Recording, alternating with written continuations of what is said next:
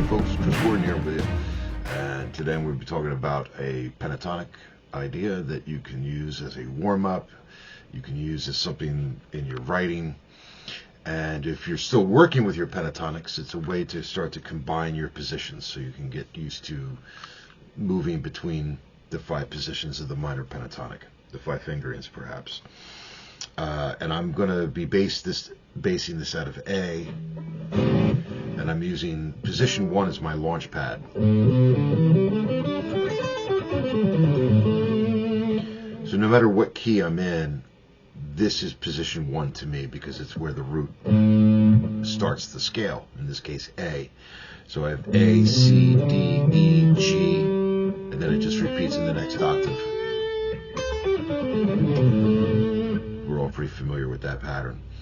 And intervallically, it's 1, flat 3, 4, 5, flat 7, and then again, same thing in the next octave. But I'm going to be combining this with position 2, which looks like this.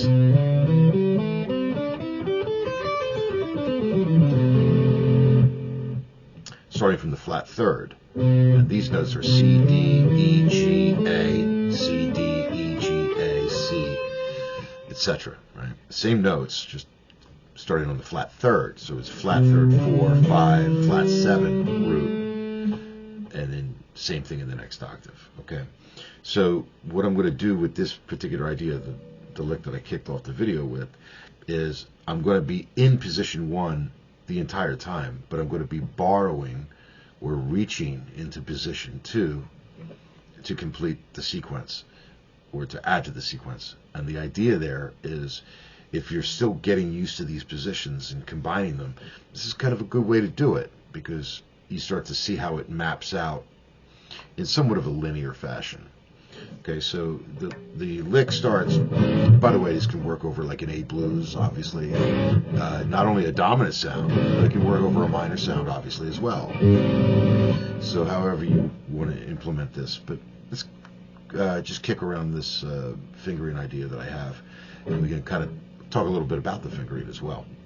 So I started off on the E, so I'm actually starting it from the 5th of the tonality. So E, G, and there's going to be a reason I'm using this fingering that I'm using, which I'll explain as we go.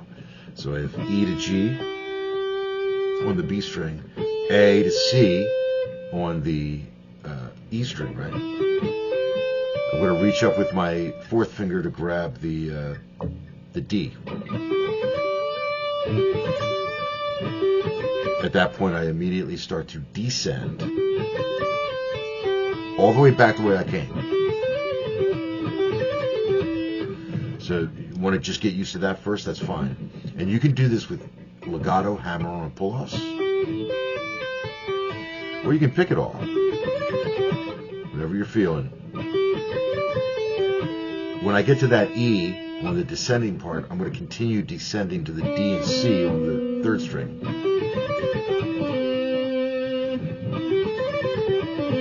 When I reach that C, I'm going to immediately reascend to the D, E on the B string, G, but instead of using the A here that's available to me on the high E, I'm going to opt to use the A that's located on the 10th fret of the B string, thus borrowing from position 2, like I did here.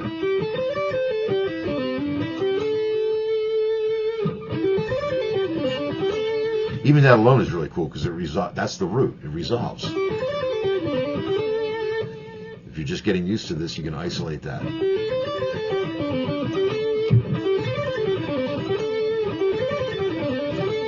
Get your bass player to double that. Sounds awesome.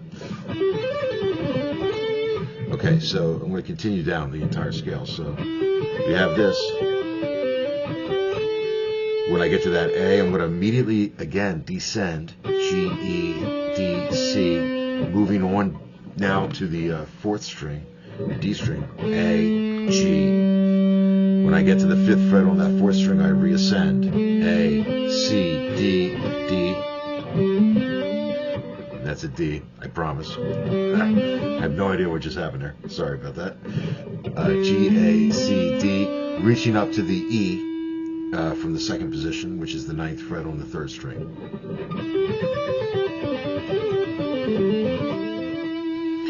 And then descending again, D, C, A, G, moving on to the A string, E, D, reascending, E, G, A, there's my C, borrowed from position 2. Coming back, now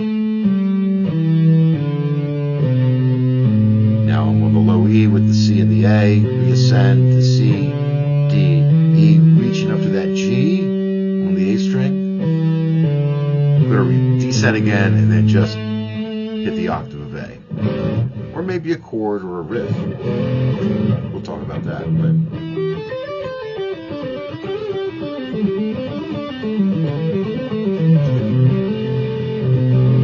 there's a cool ending. I got the C here, G, power chord, right? And then I just bring the G up to A, and then resolve to the A.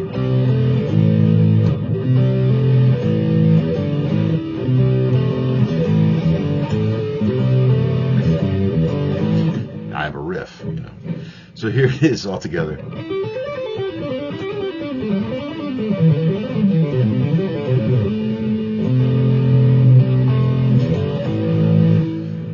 So I'll take a quick minute to talk about my choice in fingering, but it's going to be all up to you at the end of the day too. Here I'm starting 1-3, 1-3, reaching up with my 4th. Here is where I kind of switch it up, where I start to use fingers 1 and 2.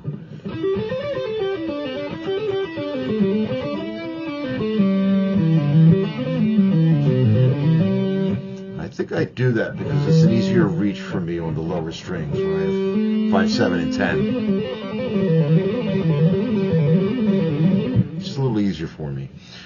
If you're comfortable with that reach of 1, 3, 4, go for it. But for me, this is what works.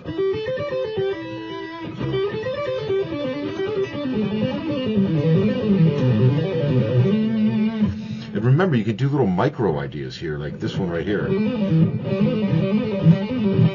It's pretty nice. The point is that you want to explore every little corner of an idea because it sparks other ideas. So, one last time, maybe over here.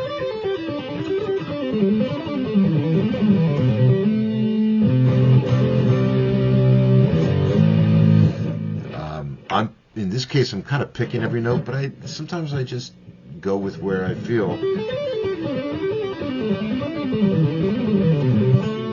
Try again.